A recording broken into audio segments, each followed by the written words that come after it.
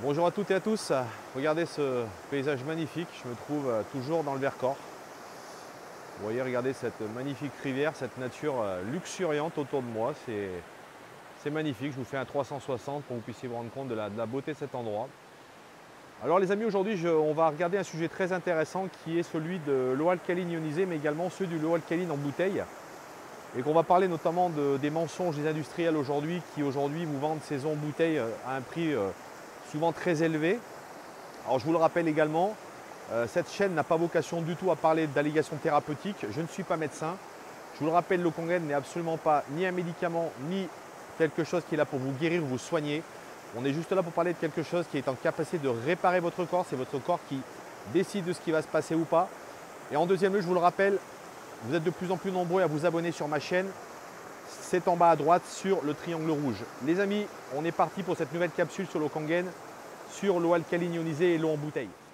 Alors les amis, je vous le rappelle, sur cette chaîne, on parle bien sûr d'eau Kangen et je cherche en fin de compte, au travers de toutes les capsules que je produis, maintenant je vous le rappelle, 2 fois par semaine, à vous notamment vous donner comme un puzzle. Vous voyez, on essaie de réunir beaucoup de choses, d'éléments pour comprendre aujourd'hui notamment pourquoi cette eau alcaline ionisée est vraiment tellement importante pour notre santé. Et aujourd'hui, donc on va parler aujourd'hui des eaux en bouteille parce qu'aujourd'hui, sachez-le, les industriels ont bien compris que l'eau alcaline était véritablement un vrai marché qui s'ouvrait depuis un certain temps, notamment depuis que les Japonais ont publié beaucoup de choses, notamment sur l'hydrogène moléculaire. Et donc aujourd'hui, on trouve, et notamment plus particulièrement aux États-Unis, c'est beaucoup moins vrai en France, quoique ça arrive un petit peu, mais sachez que surtout aux États-Unis, où je vous le rappelle d'ailleurs, et d'ailleurs je fais référence à une ancienne capsule où la législation d'ailleurs aux États-Unis impose qu'on puisse créer véritablement des eaux de synthèse, c'est-à-dire pour faire simple, on peut carrément prendre des eaux de rivière ou des eaux de lac, qu'on va osmoser, qu'on va reminéraliser et on va pouvoir donc vendre ces eaux comme étant des eaux incroyables, alcalines, avec beaucoup de propriétés. Donc sachez qu'aujourd'hui, ce dont je vais parler, c'est plutôt effectivement le marché américain, bien qu'on ait quelques marques qui aujourd'hui sont arrivées en France. Alors, vous le savez, pour des raisons également de ne pas faire de publicité et surtout de ne pas mettre en danger qui que ce soit, je ne parlerai d'aucune marque sur cette chaîne parce qu'encore une fois, vous le savez, le comparatif est interdit et je respecterai complètement ces éléments. En tout cas, ce qu'il faut déjà comprendre, c'est qu'on va regarder au travers notamment de plusieurs aspects. Pourquoi notamment aujourd'hui, l'eau alcaline en bouteille représente un vrai marché pour les industriels et notamment, qu'est-ce qui en réalité est dans ces bouteilles. Alors, ce qu'il faut déjà comprendre finalement sur le marché des bouteilles et notamment le marché de l'agroalimentaire, c'est que déjà, sachez-le, l'eau alcaline ionisée, comme son nom l'indique, c'est une eau qui est ionisée. Donc ce qu'il faut déjà comprendre, c'est qu'aujourd'hui, un processus de ionisation, donc, qui, je vous le rappelle, est un processus électrochimique, qui est une électrolyse de l'eau, donc qui se passe dans une chambre d'électrolyse via une membrane, donc qui va donc séparer les ions négatifs des ions positifs et créer notamment ce qu'on appelle des OH- et de l'eau alcaline riche en hydrogène moléculaire et de l'eau acide avec des minéraux acides. Eh bien, vous voyez déjà de facto, on comprend que reproduire ça dans une bouteille, ça va être compliqué. Pourquoi? Parce que ce qu'il faut déjà savoir, c'est dès l'instant où vous allez mettre de l'eau dans une bouteille, eh bien, elle va très rapidement perdre des propriétés liées simplement à 2 facteurs importants. Le temps dans lequel l'eau va rester dans ces bouteilles. Et vous le savez très bien aujourd'hui, il y a notamment des eaux qui viennent par exemple des îles Fidji. Sachez que ces eaux, elles ont fait des milliers de kilomètres et ont parcouru vraiment des circuits très très importants de transport et de distribution. Et lorsque vous vous retrouvez en train de boire cette eau, vous comprenez bien qu'une eau alcaline qui aurait été ionisée, ça n'a plus aucune valeur, ni à la fois en termes d'énergie, mais en termes également d'hydrogène moléculaire. Donc là, ça, c'est déjà très important de comprendre qu'il y a un véritable non-sens de parler d'eau alcaline ionisée ou même d'eau alcaline riche en hydrogène dans des bouteilles.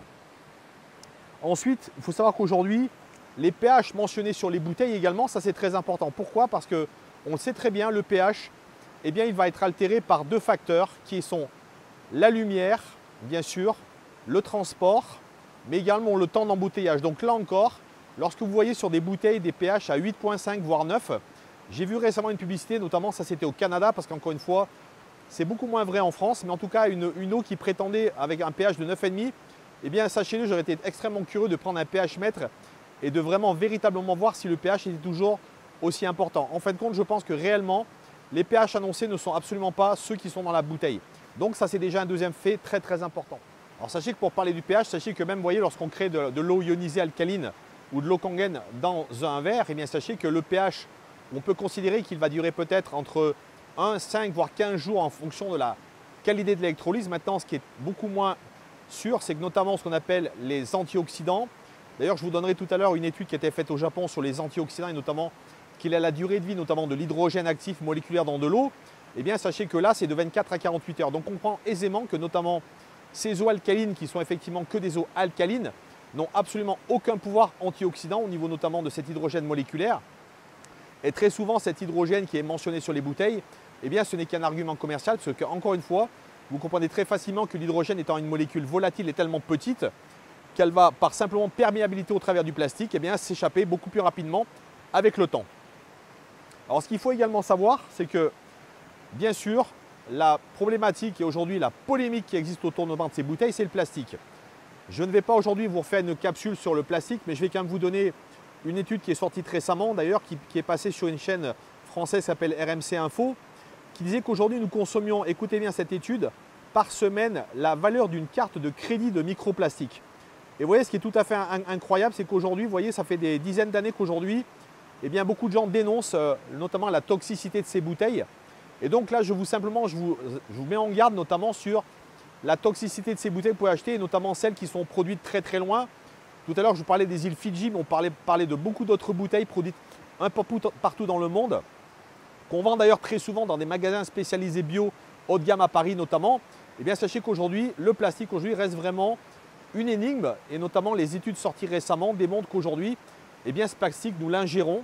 Et ce que l'on sait aussi aujourd'hui, c'est que ce plastique, bien sûr, eh bien, nous ne sommes pas en capacité de pouvoir l'éliminer complètement de notre corps. Et on sait très bien que ce plastique, malheureusement, va se loger dans différents endroits de notre corps et créer notamment des problématiques de santé et de maladie. Vous voyez, je vais vous citer là récemment un article que j'ai trouvé sur Internet, qui est un article du 17 février 2023, qui pose la question: l'eau en bouteille double-t-elle la quantité de microplastique dans votre corps? On vous dit, en octobre dernier, des chercheurs italiens ont fait la découverte choquante que les microplastiques sont transmis de la mère au bébé dans le lait maternel. Donc vous voyez jusqu'où, à quel point ces microplastiques vont se transporter. La même équipe a trouvé des microplastiques dans les placentas humains lors de recherches menées en 2020.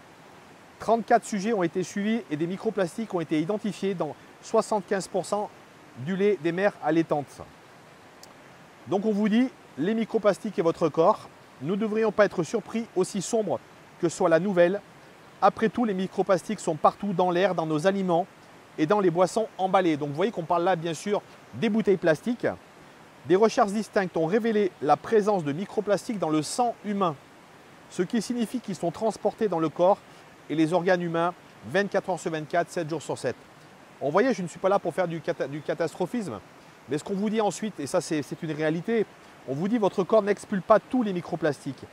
Il est trop tôt pour pouvoir étudier l'effet que cela aura sur la santé générale, bien que de nombreuses recherches soient en cours pour identifier les signaux d'alerte sanitaires liés aux microplastiques qui s'installent dans les organes et les tissus.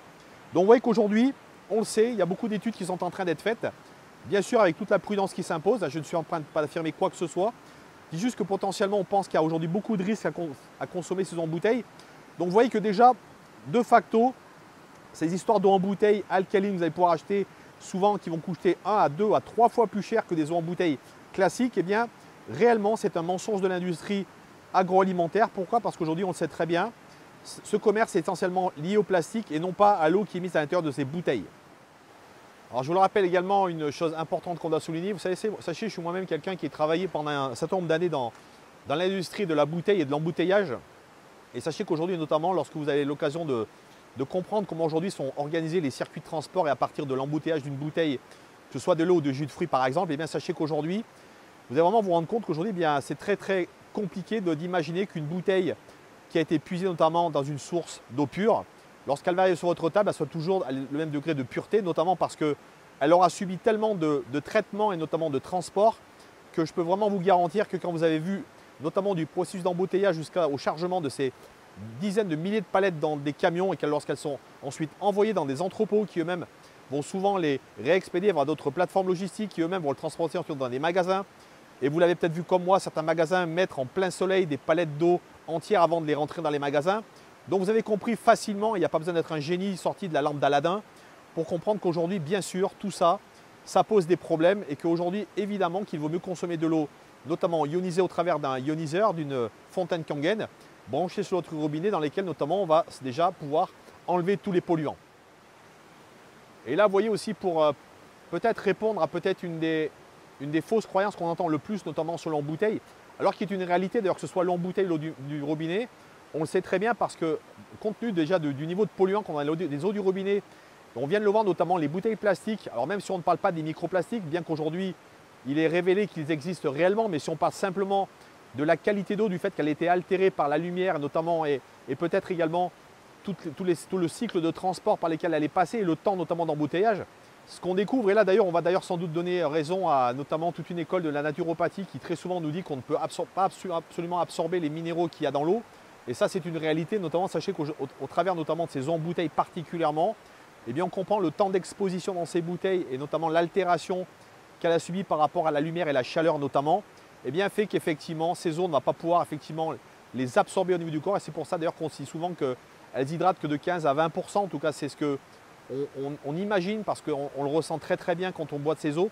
Et ce qu'il faut surtout comprendre, c'est que ça va encrasser vos reins. Et là, effectivement, il est question de dire qu'on peut encrasser nos reins, fatiguer nos reins, parce que ces eaux, bien sûr, et c'est peut-être le dernier point que je vais évoquer avec vous, on le sait aujourd'hui, une eau alcaline ionisée, c'est une eau qui est chargée en électrons. Pourquoi? Parce que plus vous avez un niveau d'hydrogène élevé, plus vous avez de l'énergie des électrons.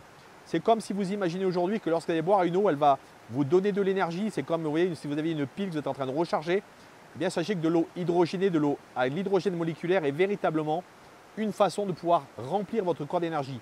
A l'inverse, malheureusement, les eaux acides faibles en niveau d'hydrogène, elles ont le contraire. Elles fatiguent vos reins, elles fatiguent votre organisme, elles vont vous fatiguer de manière générale.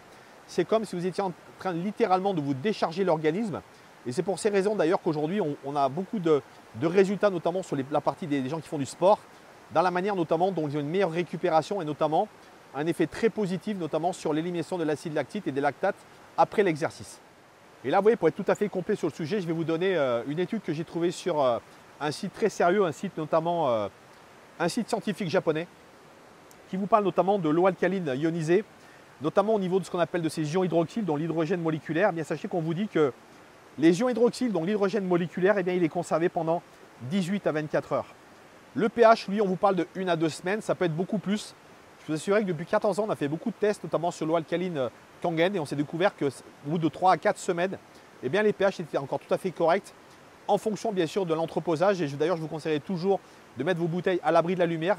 Je vous le rappelle tout à l'heure, la lumière altère les qualités de l'eau, ainsi que la chaleur. Donc voilà les amis, encore un peu d'infos de synthèse, notamment sur ce mensonge qui est aujourd'hui celui de l'eau alcaline qu'on va trouver dans des bouteilles. Vous allez trouver notamment dans des magasins spécialisés. Alors encore une fois, le but ici, c'est pas de critiquer, c'est simplement de pouvoir éveiller les consciences, ouvrir les esprits. Je vous le rappelle, l'eau Kangen, elle a 3 propriétés. La première, c'est une eau alcaline, donc qui est une eau qui va permettre à votre corps, comme un buvard, de pouvoir tamponner l'acidité et l'excès d'acidité de votre corps. La deuxième, elle est antioxydante, donc elle va lutter contre les radicaux libres via l'hydrogène moléculaire. Puisque je vous le rappelle, l'hydrogène moléculaire a cette capacité à être un piégeur de radicaux libres, à être un piégeur d'oxydation. Et la troisième, c'est sa capacité à vous hydrater de manière importante. On dit qu'elle hydrate à 70% versus 15 à 20% pour les eaux en bouteille. Voilà les amis, je vous souhaite une excellente fin de journée. On se retrouve pour une prochaine capsule. Je vous laisse admirer encore une fois cette nature merveilleuse. Vous voyez, c'est vert, il fait beau, vous entendez les oiseaux. Prenez surtout soin de vous. N'oubliez pas de chaque jour de mettre une pierre à l'édifice de votre santé. Je vous le rappelle, l'eau Kangen y contribue. Je vous dis à très bientôt.